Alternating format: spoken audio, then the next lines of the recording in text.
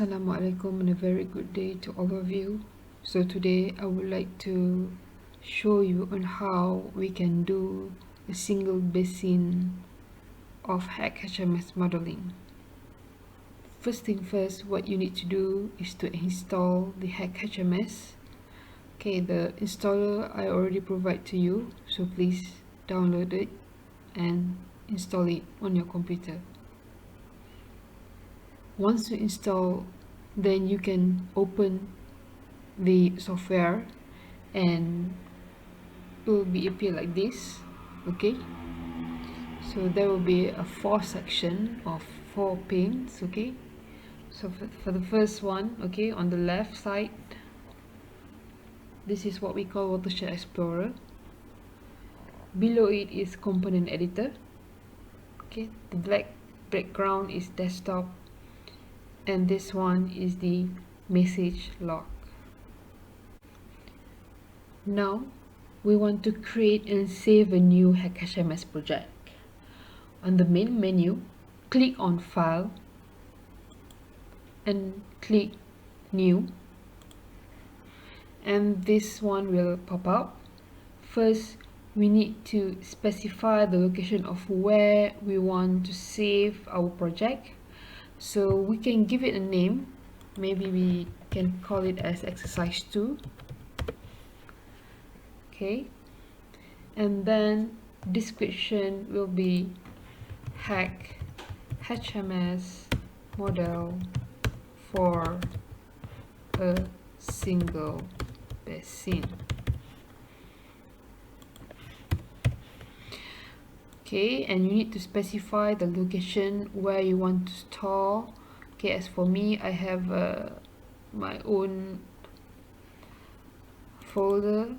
Okay, HEC-HMS. I save it here, and then I click create.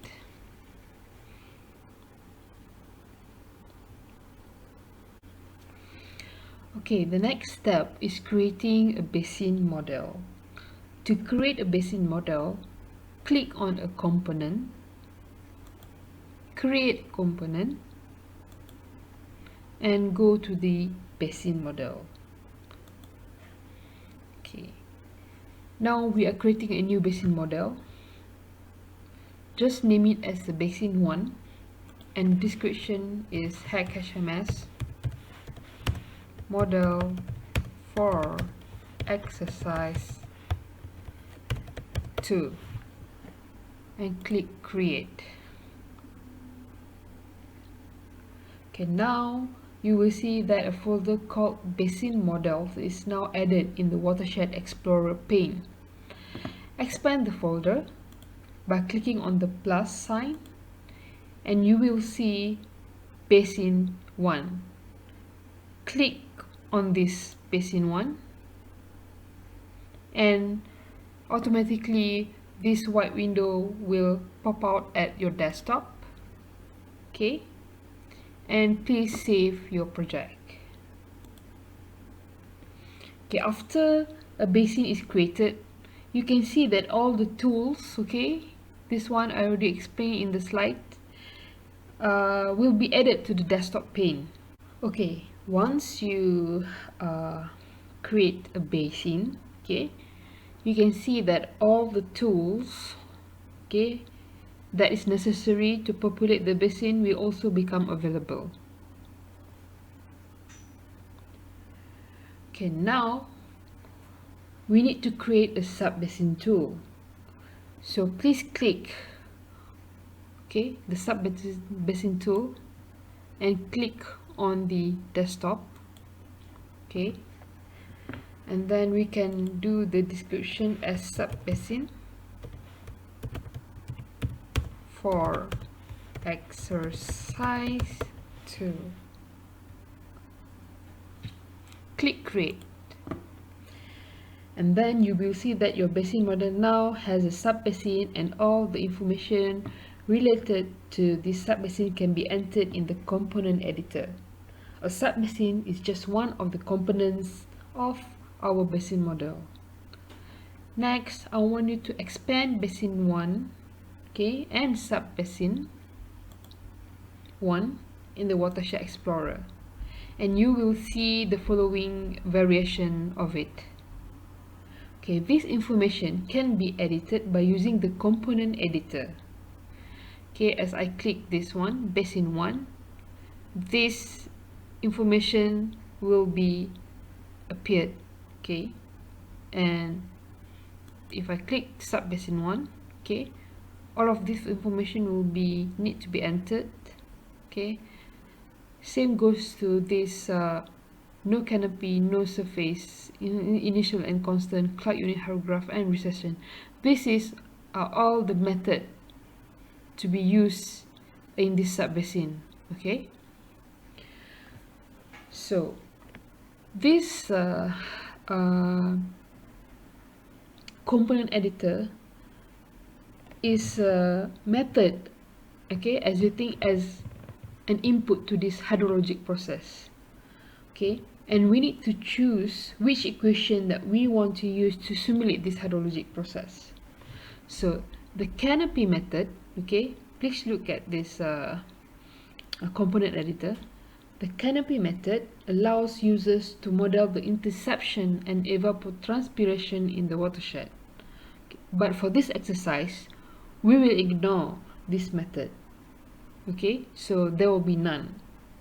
The surface method allows users to represent depression storage in the watershed. Again, we will ignore surface method for this exercise. The next method allows users to represent losses, okay, where water loss due to infiltration from rainfall. Okay, we know that not all rainfall becomes runoff because some of it is lost to infiltration. So the loss methods let users to model this infiltration by using various equations. We have not covered this topic, okay, it is too long, but for this exercise, just use the loss method from the default initial and constants to SCS curve number. So now change from initial and constants to SCS curve number. Click yes.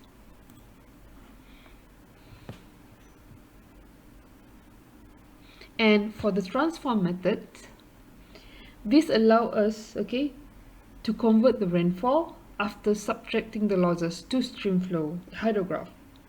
Okay, so now we need to change the method to SCS unit hydrograph. Click yes. And the last one is base flow.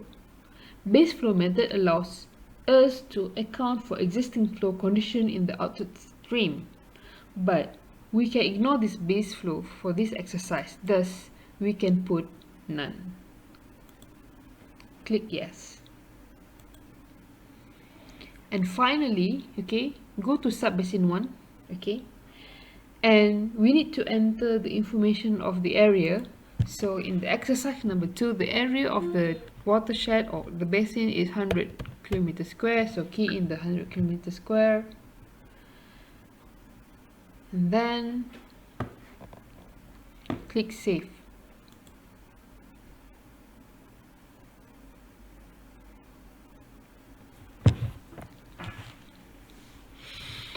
Okay, now we already determined the method that we want to use to the loss transform method. Now I want you to click to the loss tab. Okay, so the first initial abstraction we put 0. The curve number, as in the exercise, we put it as 75, and the imperviousness is 0.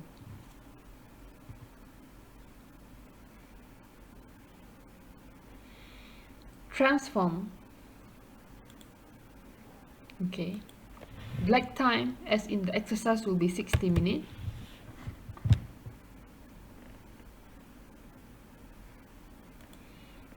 And this one, just leave it as it is.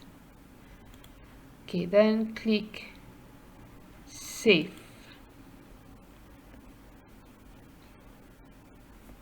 Now that we have a basin model, we need some input to drive the simulation. The primary driver of a hydrologic event is rainfall. Note that rainfall are typically recorded using weather station or rainfall gauge. To provide rainfall input, we first have to create a precipitation gauge. So how we want to create a precipitation gauge?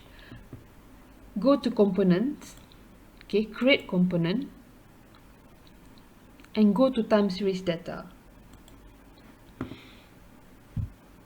Okay, so these windows will pop out. Okay, so gauge, just name it as gauge 1. Description, okay, rainfall gauge 1 for exercise number 2. Okay, and make sure the data type is precipitation gauge, and then click create.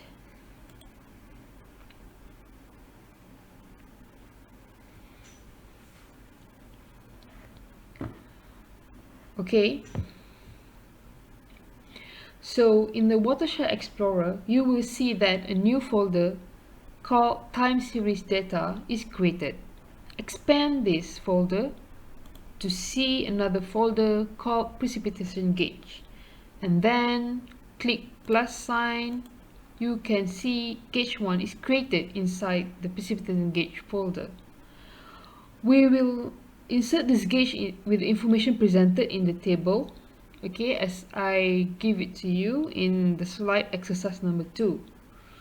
So what we have is the hourly rainfall. Okay, so we need to key in the information. Okay, so now just click create time window. Okay, so the start date will be 21st April 2020. Start time will be 09, and end date will be the same date, and end time will be 15 in the evening. Click add, okay, and close. So now we have 2. I want you to delete the first one. Okay, leave it with this one. Okay,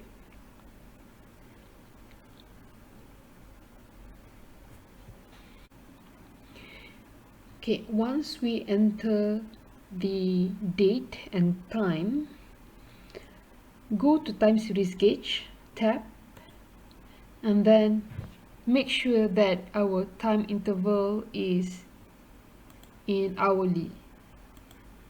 Okay, the units, make sure it is in millimeters. Okay, next click on the table tab and enter the information from the table that I provide to you. Okay, so now the first will be 0. Okay, the second information will be 5.08. Next is 10.16. Next is 2.54, 2, 1, and 0.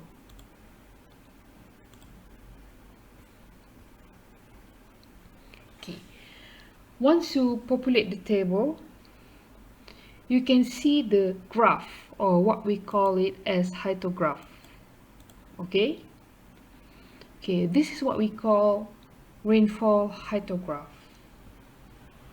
Okay, now the gauge that we just created has the input that we need, but the program does not know that this gauge is located in the sub basin we have created.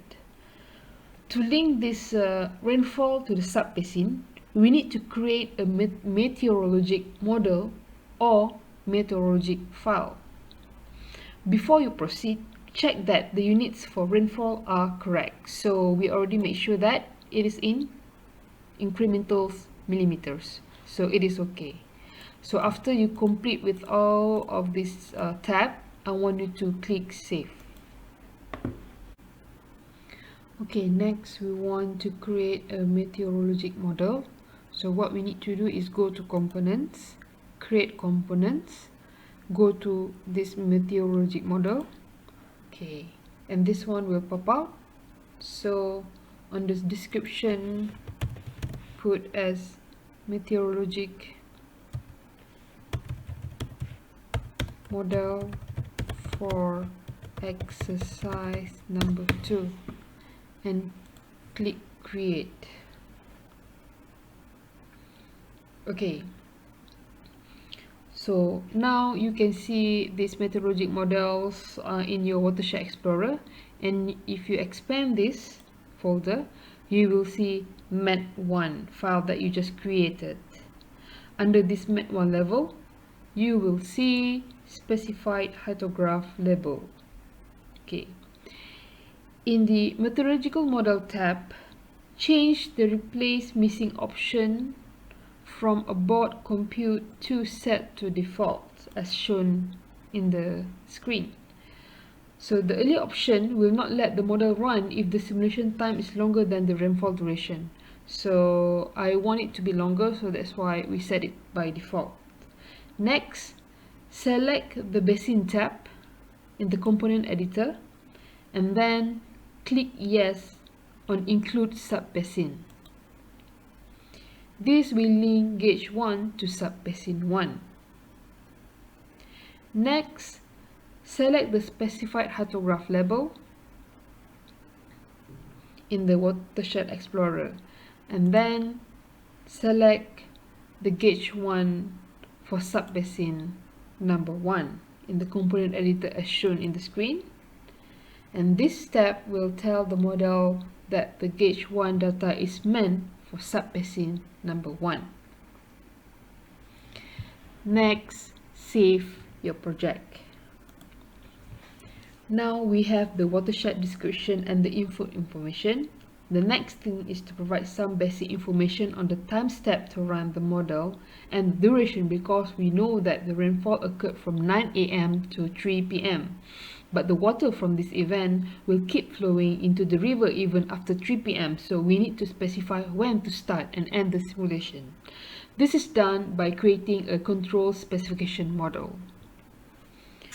So by creating a control specification model, okay, click components, create components and go to control specification.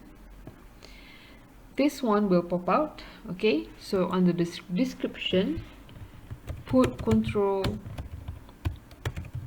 specification for exercise 2 and click create.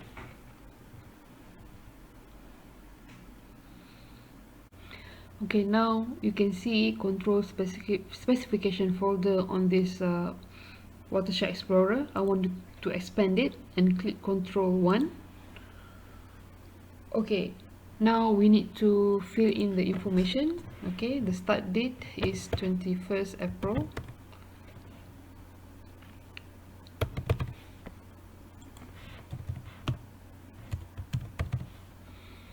End date is I want to make it until next day, so it will be 22nd April 2020 up until 12 noon, and make it the time interval to 10 minutes. Okay, once you fill up this one, I want you to click save. Okay, why we run the model longer than the rainfall event? This is to make sure that we account for all the flow that is coming to the outlet from this event. Okay, so once we have created the basin file, meteorologic file and control specification file for the project, the model now is ready for simulation. To create a simulation run, go to compute, create compute, simulation run. Okay, we just use the default run one, click next. next, and next. Finish. Then I want you to go to compute, click the run one, okay, and I want you to click this icon over here, and now it is finished. Click close, then you can see the results.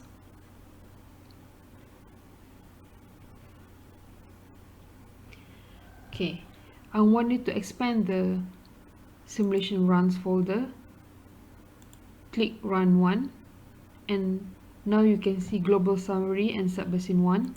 Click the global summary. You can see that the information, okay, about the simulation run. Go to Sub Basin, and you can see there are many graph, summary table, and so on. So you can click graph. So this is the output from our simulation hydrograph. So as you can see here, the Q peak is around 40 Qmax, or meter cube per second. If we look at the summary table, okay, so this is the information, okay, the specific information stated: the peak discharge, the precipitation volume, loss volume, and excess volume. Go to time series table, and you can see the information, what is happening when we do the simulation with a 10 minutes interval from 21st April around 9 AM until 22nd April at 12 noon. Okay, I hope you enjoy doing HEC-HMS, and if you have any questions, do not hesitate to WhatsApp me or email me anytime. Thank you, and have a good day.